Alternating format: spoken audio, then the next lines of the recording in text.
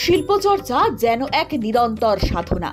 আর ভারতীয় শিল্পকলায় নানা পৌরাণিক চরিত্র উঠে এসেছে বারবার। যেমন আমাদের বাংলার পটচিত্রে শিব পার্বতী, গণেশ, লক্ষ্মীর পাশাপাশি মনসা, বনদেবীর মতো লোকদেবী ও লোককথা উঠে আসে।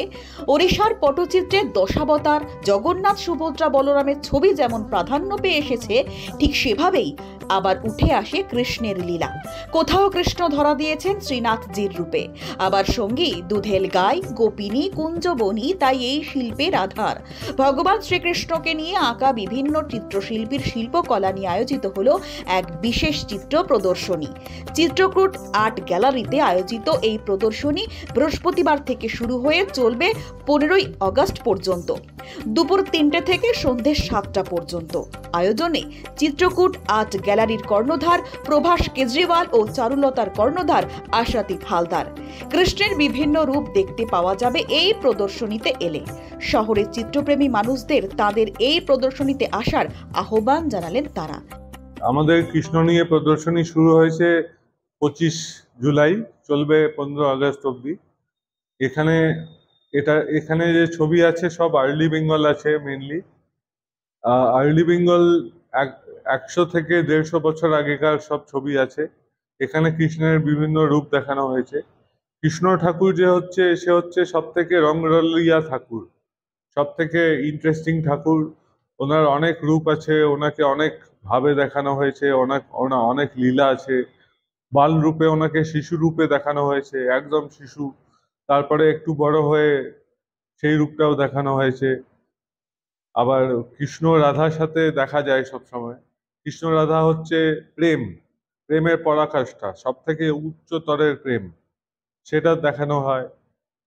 কৃষ্ণের মধ্যে প্রেম, ধর্ম, কর্তব্য সবই আসে।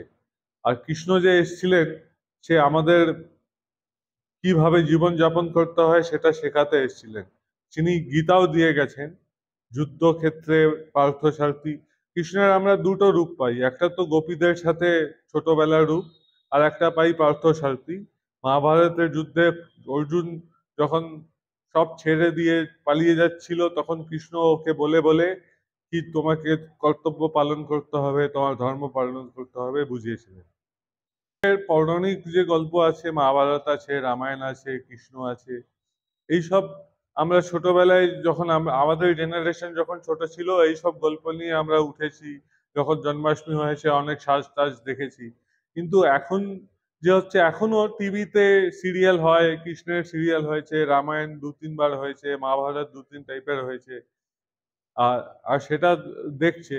তো আমরাও সেই জন্য একটা এক্সিবিশন করেছি, যেখানে চিত্রতে কৃষ্ণের পুরো স্টোরিটা দেখানো যাবে।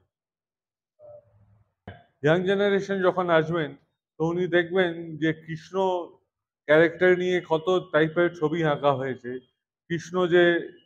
কৃষ্ণ কি ছিলেন? কৃষ্ণ আমাদের একটা স্মার্ট মানুষ, যার অনেক গার্লফ্রেন্ড হবে, যে মিউজিক্যাল ইনস্ট্রুমেন্ট বাজাতে জানে। সেরকম যদি কোনো লোক হয়, তো কৃষ্ণ সেরকমই ছিল, তার অনেক গার্লফ্রেন্ড ছিল। আবার শত্রুপক্ষ বা যে দানবগুলো ছিল, ধনুষ ছিল, তারা কৃষ্ণকে ভয় পেত।